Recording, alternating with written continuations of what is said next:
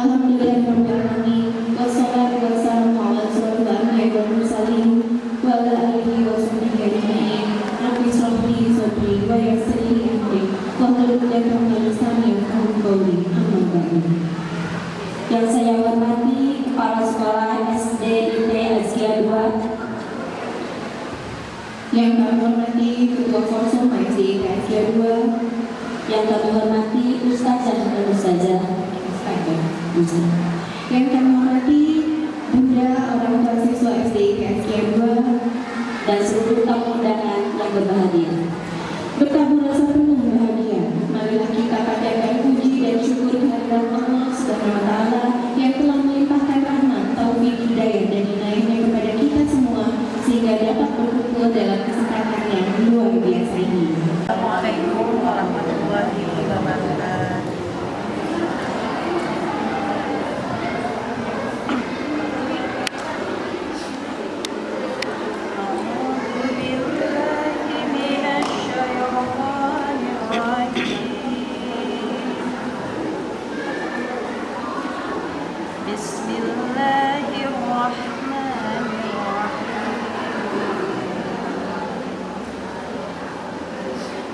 قد أفلح المؤمنون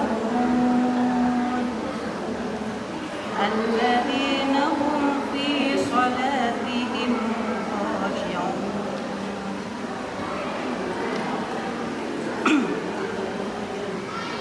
والذين هم عن اللغو معرضون.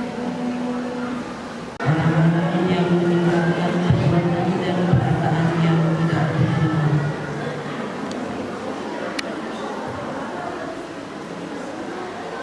Orang-orang yang menunaikan zakat dan orang-orang yang menjaga kemaluannya, kecuali terhadap istri-istri mereka atau hamba sahaya yang mereka miliki. Sesungguhnya mereka tidak tercela atau mendahulunya. Maha benar Allah dengan segala firman-Nya. Assalamualaikum warahmatullahi wabarakatuh. Pada junjungan kita Nabi Muhammad Sallallahu Alaihi Wasallam. Pertama-tama saya ucapkan terima kasih kepada Kepala Sekolah SD Azkia 2 Ustazah Nina, kepada seluruh bunda-bunda dan dewan kelas yang sudah meluangkan waktunya untuk bisa hadir dalam acara hari ini. Mudah-mudahan acara hari ini berjalan dengan lancar dan sesuai dengan apa yang harapan kita inginkan. Assalamualaikum warahmatullahi wabarakatuh.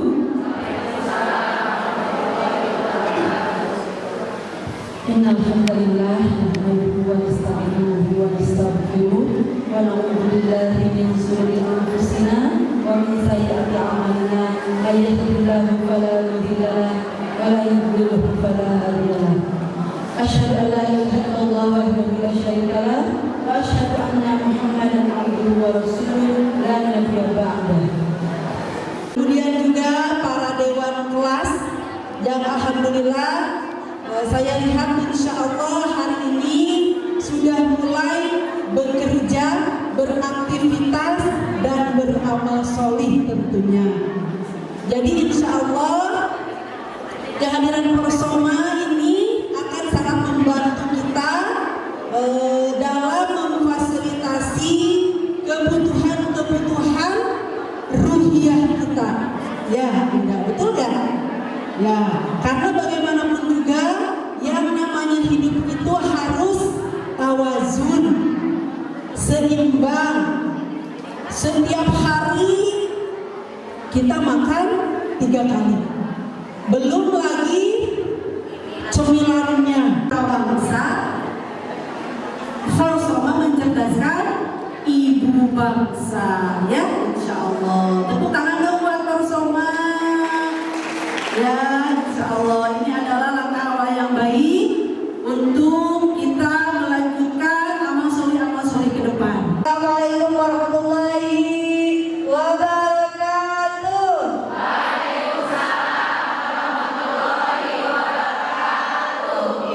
Amin ya Allah ya Rabbal Alamin.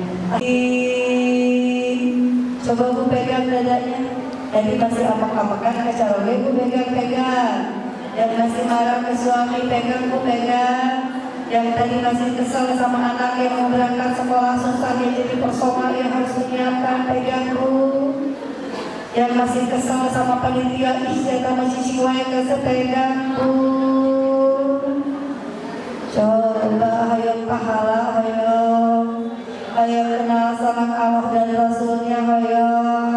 Mau ibu mau pegang masih berdebar kencang. Kalau ibu masih berdebar kencang berarti ibu masih ada amarah. Coba tenangkan, tarik nafas sebentar bu, tarik sebentar, keluarkan sebut Allah. Tarik dulu sebentar bu, tarik. Karena semuanya sudah dicatat sebagai pahala amal soleh kita. Jangan biarkan hati berdebar ini andainya tidak ada Allah, sehingga amal soleh kita terbuang dan tidak mendapatkan ganjaran dari Allah Subhanahu. Alhamdulillah, terima kasih Allah sudah memberikan sakinah kepada diri, sudah memberikan ketenangan kepada diri atas iman-iman yang kita miliki. Amin. Amin. Lepaskan sedikit tenang. Alhamdulillah. Sepakat maulid kita akan dibawa ke surga. Sepakat. Sepakat maulid kita tidak hanya bahagia di dunia. Sepakat. Karena bukan untuk menyembah api dan berdoa di hadapan api ketika maulid. Dan ini yang harus kita tanamkan kepada anak-anak kita. Kita kadang lupa ketika kita memberikan nilai dan memberikan ulang tahun kepada anak-anak. Menyiapkan bolu itu boleh karena itu makanan, tidak ada yang haram. Yang tidak boleh itu adalah ketika kita meniup lilin, berdoa, dan akhirnya kita berdoa di depan api, bukan di depan Allah dan Rasulnya.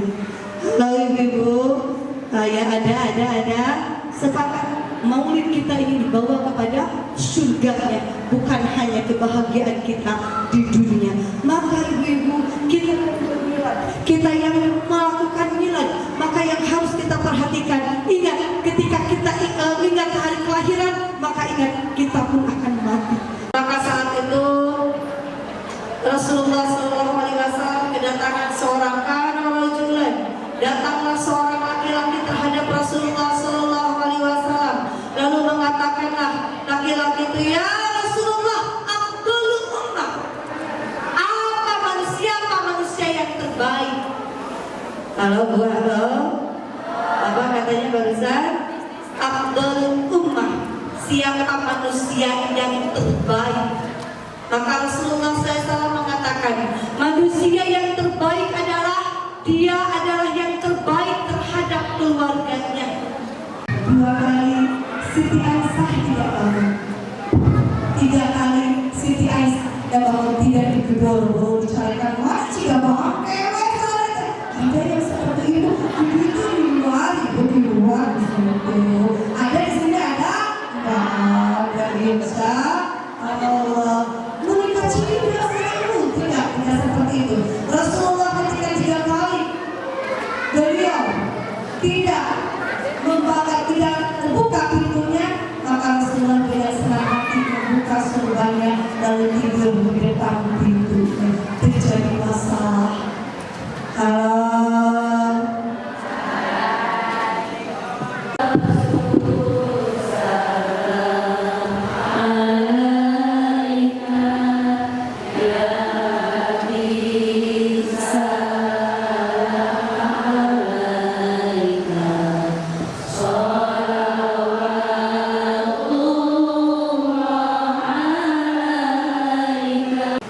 Perempuan sudah di neraka itu contoh bahwa kita harus menggembirakan bahwa lahirnya Rasulullah itu tidak seperti malaikat yang tidak punya istri dan tidak punya anak dan tidak makan dan tidak tidur, tapi dijadikan contoh dan kita bisa menjadi tauladannya.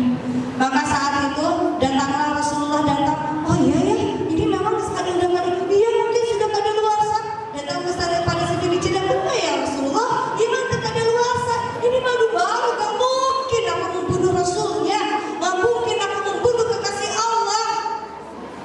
Maka saat itu turunlah ayat Al-Quran yang mengatakan, Rasulullah mengatakan seperti ini dulu sebelum turun Al-Quran, aku akan haramkan madu untuk agar istri-istriku mencintaiku.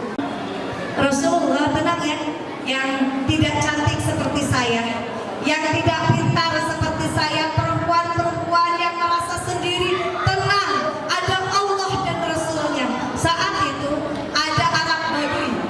Arab Badui itu nggak jarang mandi dan selalu mengatakan, siapa engkau? Saya Arab Badui.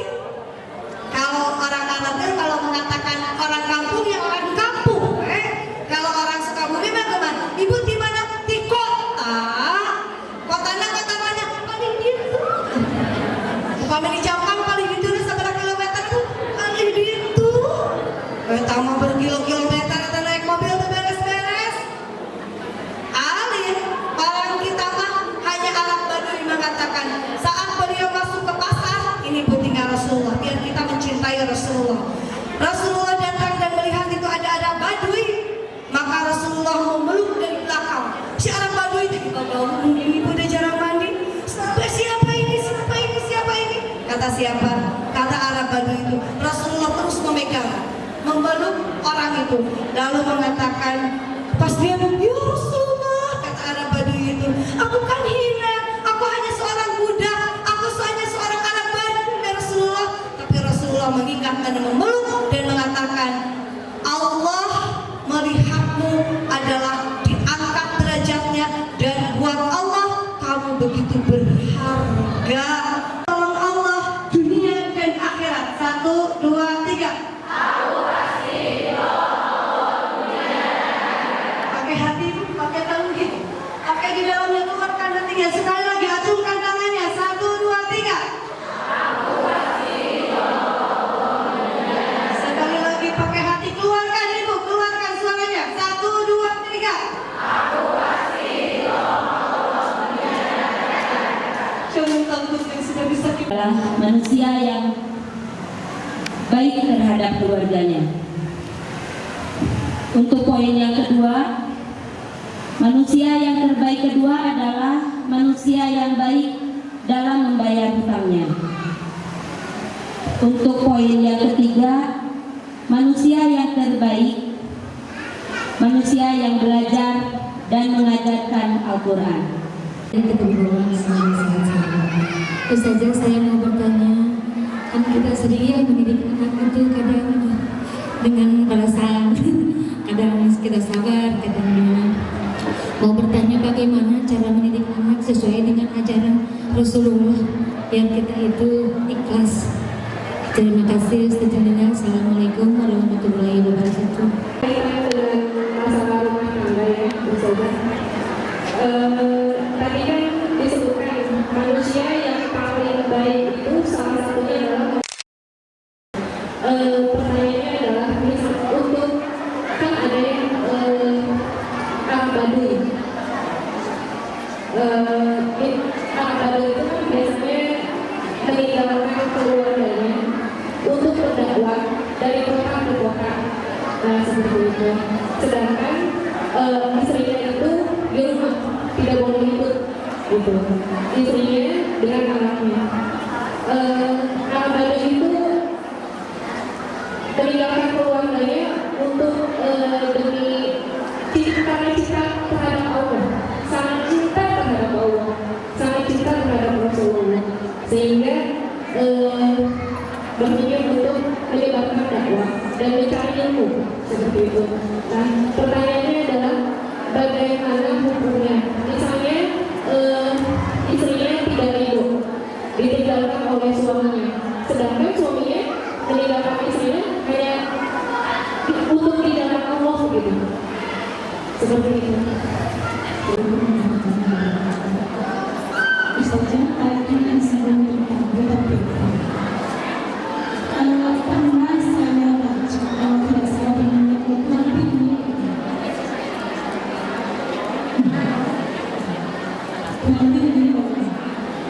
siapa yang meskipun itu meninggal dalam keadaan syahid, tapi dia meninggalkan rumah, maka tidak ada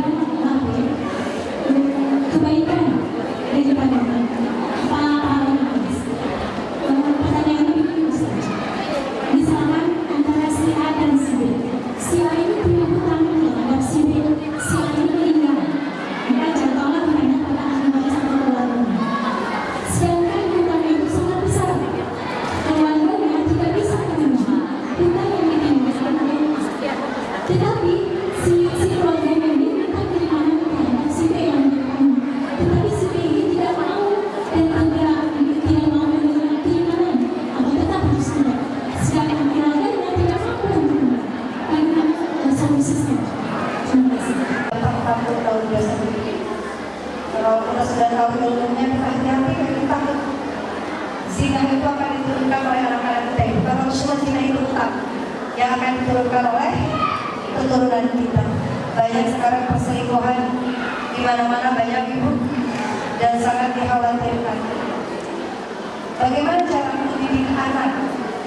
Ibu-ibu, saya sampai sekarang punya asabi katanya. Saya dari tidak kuat bisa mendidik anak, saya tidak bisa mendidik anak. Dulu saya anak saya 5 melahirkan ibu. Yang meninggal 1, jadi 4, yang kecil semuanya. Kadang yang jauh merantau, suami bekerja, melahirkan, terus melahirkan, ada stres ibu dengan anak seperti apa. Semakin besar, anak belum soleh, ibu-ibu. Mungkin ibu tahu anak zaman dulu yang ingin untuk membantu anak sekolah, tapi anak-anak sekolah itu memberikan, di situ ada porno, di situ segalanya. Saya sampai 6 warnet dari Cisaat sampai Sukalarang, saya dulu saya bangga ibu. Tapi Allah izinkan anak saya jadi pemain ibu.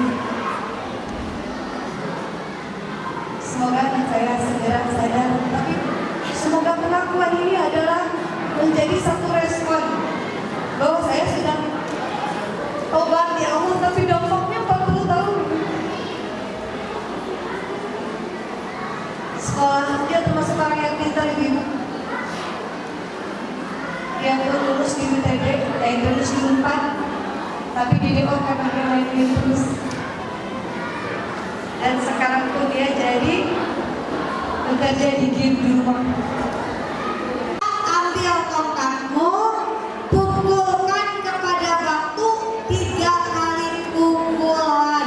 Ketika ada kerisauan tentang rezeki, ketika Nabi Musa disuruh untuk pergi ke Fir'aun untuk berdakwah, maka Musa langsung mengambil tongkatnya lalu dipatahkan 1, lalu dibuka ada batu kembali, ada bu, dibuka lagi 2, ada batu kembali, maka yang ketiga kalinya 3 dibuka. Di dalam lapisan 3 batu itu ibu ada ulat yang sedang makan dan sedang berpikir kepada Allah.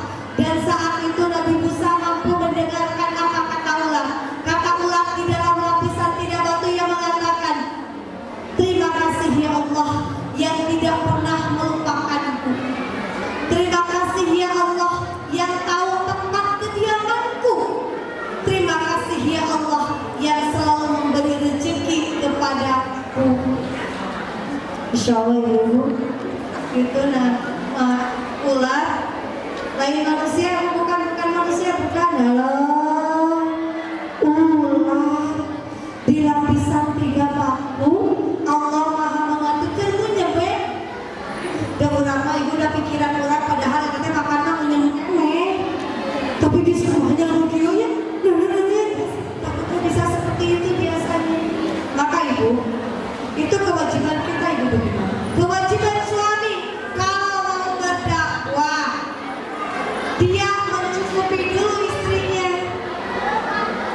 Anak bayaran berapa, sekolah berapa, terus untuk kehidupan berapa yang akan ditinggalkan pergi, itu boleh tanpa izin ridho istrinya kalau dia sudah mencukupi. Kalau memang dia ingin pergi mencari ilmu, yang salahnya tidak diberikan apa-apa. Di rumahnya istrinya akhirnya keluar mencari nafkah, itu yang tidak dibolehkan. Kalau suami sudah mencukupi semuanya, kadang ibu halo, Adi mau menyebutkan ada seorang tawakkul alaih wa ahiha bimarfati wa amida ala syahadat fi sabili innaka liman mula wa liman nasyir Allahumma amin wa sallallahu ala sayyidina Muhammadin wa ala alihi wa sahbihi wa sallam.